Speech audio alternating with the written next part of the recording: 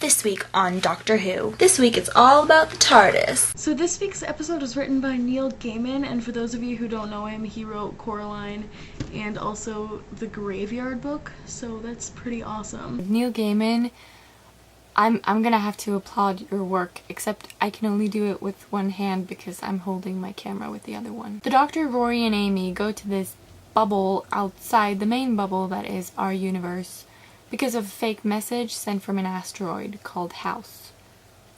Is that right? Yeah. The people who live on this asteroid take on new body parts from other Time Lords that have been lured there in the same way that the Doctor was lured there, and so they can live forever, I guess. And they also take on new souls, which is exactly what Idris did, and she got the soul of the TARDIS. Basically, the TARDIS's soul is like transferred into this lady, and we kind of get to see her have a personality, and it's so cool that her and the Doctor get to like speak to each other for the first time. I really liked the banter between the TARDIS and the Doctor. Super cute. I loved it how he called her sexy. He's like, come on, sexy. The woman who played the TARDIS was so brilliant. I think that she portrayed being uncomfortable in a human body very well, and how she didn't know what words to use in some situations because she's never really ever spoken English or any other language. She doesn't speak, she's a TARDIS. I thought she did really well with that. The actress playing the TARDIS was really good. I don't think I've seen her in anything else, at least I don't recognize her, but I thought she was really good. The way she made it seem like she was really not used to being in a human body, and the way she delivered that line, biting is like kissing, except there's a winner. I love that. She was great. I really liked the whole sign on the TARDIS. She's like, do you ever read directions? It says pull to open, and what do? You always push. You always push. Just really cute. Just Doctor and his TARDIS forever and ever and ever. Definitely the coolest part of the episode, and you could really feel like that it was just so sweet. Like the Doctor and his TARDIS are just like always just so meant to be. They found each other, and it's just best love story of all time. This episode was so good. I think it was probably one of the best I've ever seen. Probably my top 5 all-time Doctor Who episodes, I think, to be honest. And one of the really great things about this one was that not only did you get to learn more about the TARDIS, but I think you got to learn a lot more about the Doctor. And everyone wants to know more about the Doctor. Who doesn't want to know more about the Doctor?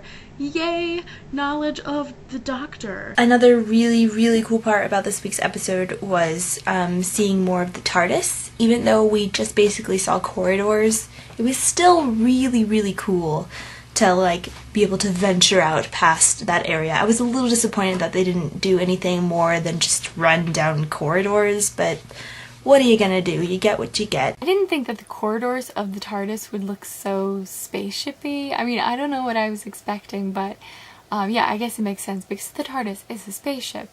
But yeah, it was kind of sad that we didn't get to see more of it. But then, you know, obviously, where would the mystery be with the TARDIS if we got to see too much of it? I kind of felt like they were messing with us at the end when Doctor's like, I'll make you guys a new bed. And she's like, Doctor, could we have it without bunk beds? And he's like, but bunk beds are cool, they have ladders.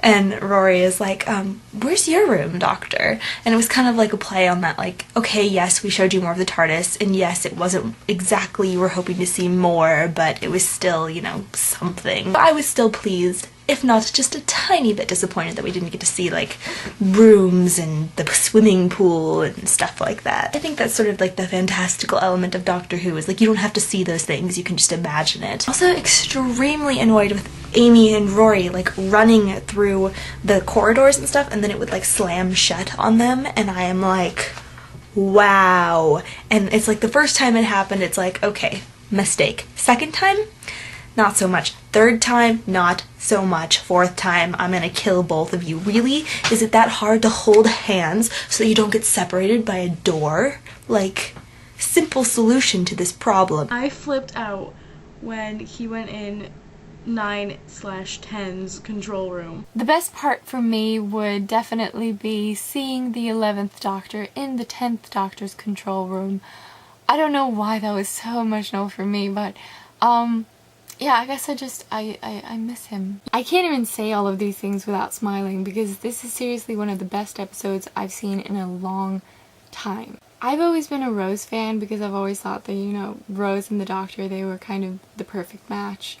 But I think we've all realized after this episode that the perfect match for the Doctor has always been there, and it's always been the TARDIS. The Doctor didn't steal the TARDIS. The TARDIS kidnapped him because he was the only one mad enough to go on adventures with her. I could cry. They were so happy together, and I don't know, I just wanted her to stay, but I realized that would be, you know, that wouldn't work, but oh god. We've always seen the love the Doctor has for his TARDIS, the way he touches her and talks to her, and now it's going to be even more obvious because, you know, I'll never forget the soul of the TARDIS when she was alive. Speaking of love stories, though, Rory died again this week. It may have been a hallucination brought on by the house, but just really, really stop dying. Rory died again, and it's starting to get ridiculous. Like, now everyone's just expecting Rory to die, so can we stop killing Rory? Rory died again, but he's Jesus, so he came back to life, so it's all good. You know when Rory said that he was kind of upset that he just watched the TARDIS die without being able to do anything because he's a nurse? That kind of made me think that maybe he's going to be more active in helping Amy keep the Doctor alive. I don't know, because in the beginning of the episode he was kind of like, oh Amy, that's in 200 years, we can't do anything. And then at the end he said that, so I don't know, maybe. The more I'm trying to talk about this episode, the more I realize not that much happened. It did seem more eventful though than last week's. I did like it a little bit more, but not much happened. Not much happened. Next week's episode looks really scary, and I'm so excited because I heard someone say that next week's episode is going to be more like what Doctor Who used to be, more than what it is now. So that sounds awesome, and I can't wait to see it. There wasn't any eye patch lady this week, and I was a little disappointed with that. I was hoping to see more of her. However, she was in the preview for next week's episode, so I'm really looking forward to finding out more about her. See you guys next week, and hopefully we'll find more about the eye patch lady, because I would like to know more about her. I guess I'll see you guys next week. Bye! So, see you guys next week! Bye!